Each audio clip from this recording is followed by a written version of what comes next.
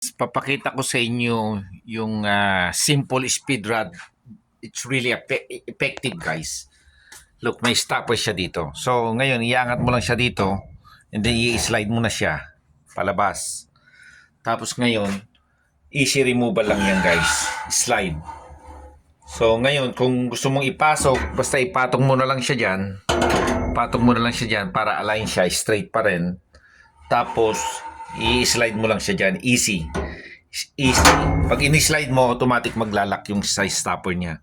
So, ngayon, yan. Hindi na yan makakawala, guys. Hindi na yan magja-jump kahit hindi balance yung baboy na itatali mo.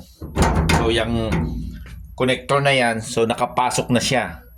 So, perfect. Ngayon, pagka umiikot na ganyan, kasi square pipe ang ginamit ko, guys. Dati bilog ginamit ko. Ngayon, pagtatanggalin mo, tataas mo lang to konti. Yan. Nakataas na siya ng konti from stopper, nakapatong pa rin siya dyan. Hindi pa rin mahuhulog. Hihilain mo lang siya. Yan. Okay, easy. Easy bitchy spider. Slide, lock, good to go. And then, pwede mo na naman paikutin. Ganyan lang siya kadali, guys.